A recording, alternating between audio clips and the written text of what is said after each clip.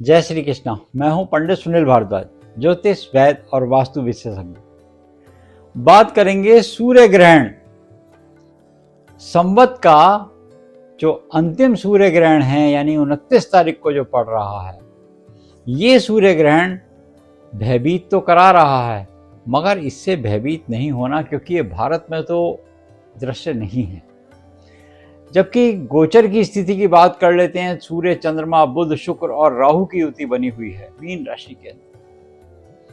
वहीं बात कर लेते हैं कि सूर्य के साथ जो ग्रह बैठते हैं वो अस्त हो जाते हैं, मगर सूर्य के साथ अगर राहु की युति हो जाती है तो वो सूर्य को ग्रहण योग भी लगा देती है, या चंद्रमा के साथ भी राहु या केतु की युति होती है तो वो उनको ग्रहण योग लगा देती है। इससे सभी राशियों पर कुछ ना कुछ प्रभाव पड़ता है।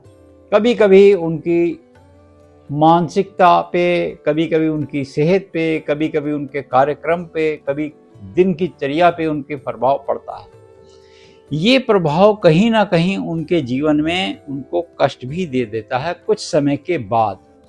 उसका मतलब ये हुआ कि करीब 15 दिन बाद भी, 20 दिन बाद भी, 1 महीने बाद भी, सवा महीने या 40 दिन बाद भी इसका प्रभाव आता है। अगर ये भारत में होता तो इसका पूर्ण अगर होता, या आंशिक रूप से हो गया, क्योंकि अगर पूर्ण होता तो पूर्ण प्रभाव भी देखने को मिलता। अब चैत्र मास की अमावस्या यानी कि संवत का आखिरी दिन और अगले दिन से नवरात्रे शुरू होने वाले हैं, शनिवार का दिन और शनि का राशि परिवर्तन, ये तमाम जो बातें हैं, इसका कष्ट कहीं ना कहीं लोगों को ये है कि कहीं हमारे को ये कष्ट तो नहीं देगा। अगर हम बात कर लेते हैं ग्रहण का जो समय है भारत के समय में, वो दिन में 2:21 से होगा और 4:17 का इसका मध्य होगा, 18:14 पे समाप्ति भी हो जाएगा। आपने इसके प्रभाव से, या घर में कोई गर्भवती महिला हो, उनको सीना, पिरोना, काटना, यानी कि किसी चीज को खंडित करना नहीं चाहिए इस समय, चाहे वो कहीं भी हो। कभी कभी हमारे परिवारजन बाहर भी रहते हैं, क्योंकि जिन कंट्रियों में दिख रहा है तो उसका प्रभाव भी होगा, धरती पे भी इसका प्रभाव होगा।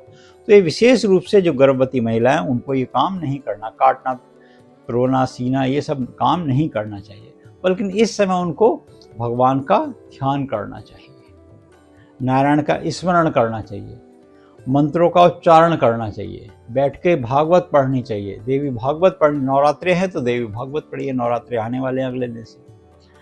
और शनि का भी राशि परिवर्तन हो रहा है। आपने इससे बचने का एक बड़ा सरल उपाय बता देते हैं आपको कि वो करना क्या है। सतनाजा लगा लीजिए, घर में लेके आ जाइए, या अपने नाम से इकट्ठा करा लीजिए, अपने वजन के बराबर इकट्ठा करा लीजिए। जिनकी राशि कुंभ है, मीन है और मेष है, और जिनकी राशि सिंह और धनु है, इन पे ढैया प्रारंभ हो जाएगी, सिंह और धनु, क्योंकि कर्क राशि और वृश्चिक राशि में से निकलेंगे, और वहीं ये सिंह राशि और धनु राशि पे ढैया प्रारंभ कर देंगे।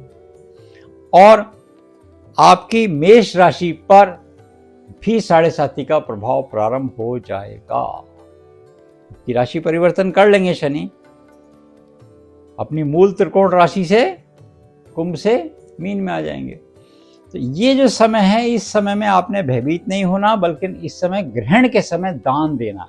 दानम लब्ध्वा पराम शांति, ये मूल मंत्र। क्या करना है? सतनाजा जैसे हमने बताया, मंगा लीजिए, घर में रख लीजिए, वजन के बराबर जिनकी राशियां हैं उन्हें दान देना है। ये सतनाजा होता है, इसमें 7 नाज होते हैं। अगर आप वजन के बराबर नहीं लेना चाहते हो, महंगा उपाय लगता है क्योंकि वो महंगा खर्चे का हो गया, तो सवाए ले लीजिए, 1.25 किलो ले लीजिए। जहाँ चिड़ियाँ होती हैं वहाँ पे जाके बाजरा में दे दीजिए मिला के सब। दूसरा उपाय आपने क्या करना है? स्नान के बाद, गंगा जल स्नान डालने के बाद 6:14 यानी कि संध्या का जो समय होगा, 6:45 के आसपास का समय होगा, उससे पहले स्नान करें। स्नान गंगा जल डालें, घर में गंगा जल, तुलसी वगैरह डाल के रखें, क्योंकि आज के दिन तो तुलसी तोड़ सकते हैं, संडे को तोड़ नहीं सकते, तो डाल के रखें। और उसके बाद पवित्रता से बैठकर संध्या काल के समय हनुमान जी का पूर्ण हनुमान चालीसा का पाठ करना होगा। कहाँ तक? निश्चय प्रेम प्रतीते बिने करें सन्मान, ते के कार्य सकल शुभ सिद्ध करें हनुमान। ये आपने संपूर्ण पाठ करना होगा। अगर आप सुंदरकांड का पाठ कर सकें तो अति उत्तम, नहीं तो हनुमान जी का बजरंग बाण तक पूर्ण पाठ कीजिए। वस्त्र, आटा, चावल, दाल, चीनी यथाशक्ति जितना हो सकता है, आप ये नहीं कि इतना क्वांटिटी देने, जितना हो सके, जितना आप पे बने उतना दक्षिणा सहित दान दे दीजिए। दान देते समय क्या कहना है आपने? हरि ओम तत्सत, इसका फल विष्णु को मिले। ऐसा करने से चैत्र मास की शनिश्चरी अमावस जो है, शनिवार की अमावस जो है, इसमें आपको दान देने का बहुत फल मिलेगा और शनिदेव की कृपा भी आप पर होगी। शनिदेव आप पे और आपके परिवार पे कोई भी ऐसी दृष्टि नहीं डालेंगे जिससे आपको संकट हो, बल्कि आप पर प्रेम कृपा ही रखेंगे, जिससे आपका जीवन संवरेगा और आने वाला समय आपका मंगलमय होगा। जय श्री कृष्ण।